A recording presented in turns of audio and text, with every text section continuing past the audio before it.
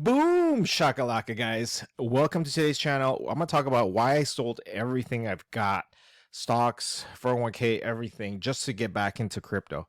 Now, I know this week, this month has been fantastic. Everybody right now is probably cheering that Bitcoin is probably going to go to the moon again. And I'm here to tell you that it will go back to the moon.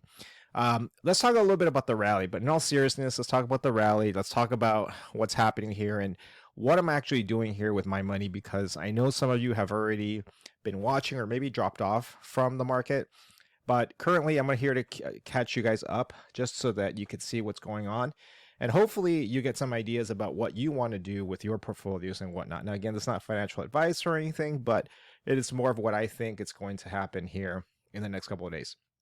So Bitcoin is at 38,000. This is a very, very interesting change from the last year that we were here. Last year, Bitcoin was half the price. And so had you bought last year in 2022, you would have pretty much outperformed stocks, bonds, everything underneath the sun. The only people I know that were actually buying was like Michael Saylor, who was doubling down, people who really were convicted and are still convicted with the crypto market despite all the negativity in the space. So hats off to you. I've been stacking on Bitcoin, not at the bottom, but somewhere in the $20,000 range for the last couple of months, just because I saw that the price was appreciating and I said, why not? And so if you guys check out those videos, you'll see where I went ahead and did that. Now, one thing I do want to tell you, okay, is that the market is definitely overheated on the short term. So this is not something that, again, make your own decision whether you want to FOMO in or not. But one of the things I'm telling all my Discord members is that if you take a look at Bitcoin's price in the last 7 days already, it's basically almost gone vertical. And we've already seen before what happens when coins go vertical, even with Bitcoin.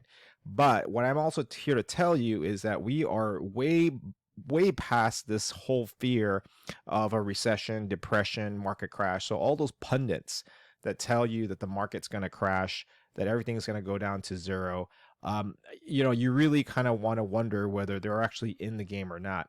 Now, let me just give you a couple of ideas here. Okay, so Bitcoin was just a couple of months ago, it was really the most hated asset. Okay, in fact, if you go back to videos of other channels and YouTube people who are just trying to, stir up drama, what you're going to find is a lot of them ended up just going ahead and saying you should be scared, you should be trying to sell everything, the market's going to crash, we're in a recession, depression, things like that.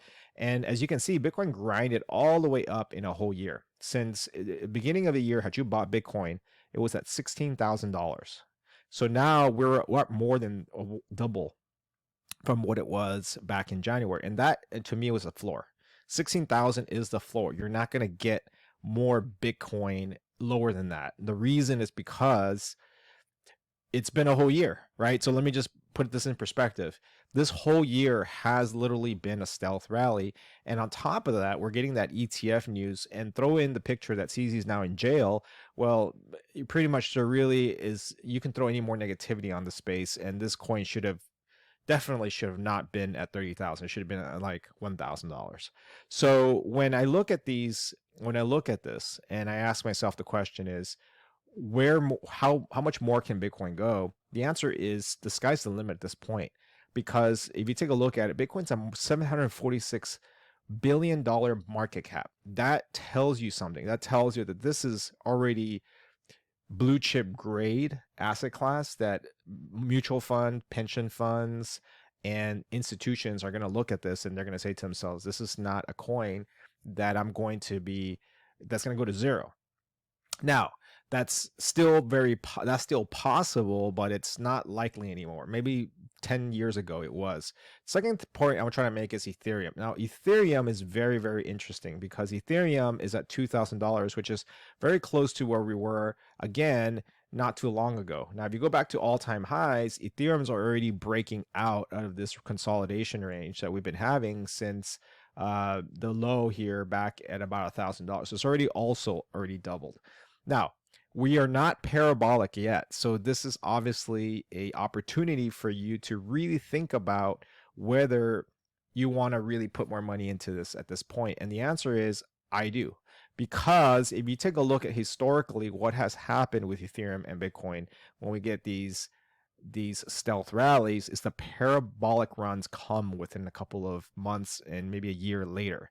So I was here in 2019. You guys go back to my old videos, you guys can see I've been here since 2017, 16. The channel really started in 16 and 17, and we've been through these multiple cycles before. So this is not anything new that I haven't seen before. The characteristics are the same. The coins are different. The players are different, but the psychology is still the same. So if I were to ask you right now, out of these 2 million cryptos that we have right now, how many of these are going to survive? I'd say that a lot of them are not going to make it for this next all-time high. So either A, you have a choice. You can either sell your bags right now as we start to pump, or you can double down and hope that we can get back to all-time highs. Now, I'm here to tell you right now, it's not going to be easy. Okay, it's not going to be as easy as last time because of the fact that we have first off, we have a lot of coins. All right, we have a massive amounts of coins in here, and not all of them are going to make 10x's. The difference, though, and this is where people are going to really need to kind of think about this for a second. The difference is that this time around, you're actually going to get less coins moving, but the ones that do move are probably going to move much, much more than in previous cycles. So let's say you get a 10x, it could be 50x, 80x, 90x, 100x, because there's less coins that are actually going to get favored. Now, I'm not here to shill a coin. I'm not here to tell you which one's going to pump, because you can go to any channel and you could type that up and you will find that. But what I'm trying to tell you is, like, if we take a look at my favorite Solana as an example, and this one had a really rough time. We were picking up Solana here in the low single digits. It's now already $58. Now keep in mind, Solana was already a $10 coin back in December of last year, and now it's at 58. So, and it's very, very liquid. So in a span of just a year, Solana has done almost like a 5x. That to me tells you that this has a lot of staying power. Now, again, if you go back to liquidity, because that's always what I look for, Binance is going to be out of the game in the next couple of years. I mean, they just cannot sustain the regulation that's coming in, and also the stain that they have now on their exchange. But I do believe that Coinbase is going to pick up the slack, and they're probably going to supersede Binance in terms of volume. So Solana is still a very, very liquid coin in the eyes of many institutions. So keep this one in mind. It is a SAM coin. It is a coin that they pumped and dumped and they did all this other stuff, but they are still building. Now, with all that said, how high can Bitcoin go? I think Bitcoin can go up to like in the hundreds of thousands of dollars on this next cycle. Last cycle we hit about 70,000 on the last cycle, and that's not that much from where we're at right now. It's only a double up. So, if you think about it for a second, the fact that we're already at 38,000, we haven't had a parabolic run, tells you that we're probably going to get to 200, 300,000 on the next bull cycle, because every single time we have a bull cycle, we usually exceed the previous high, which we're already halfway in. All right. So we just need like another double up and then we're there. So the question you want to ask is, what should you do? So here is my call to action. What possibly you could do with your money is allocate a little bit of percentage in your portfolio for some Bitcoin, because when the ETF comes in, there's going to be a massive surge. The second thing is research these altcoins. There's a lot of opportunities right now in the market for alternatives, besides the fact that we are going to get a Bitcoin rally. And Bitcoin lifts all boats. So my specialty here is altcoins, obviously.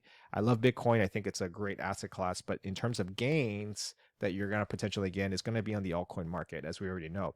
But my job here is to inform you, to educate you, to give you guys insight about how I do things. And take that with a grain of salt. Obviously, everything is really high risk. This is not a pump and dump type of thing where we try to get everybody to pump. Like, this is more about just looking at projects and trying to understand whether they're actually going to be viable in the next cycle. Hope you enjoy this video, and I'll talk to you guys next time.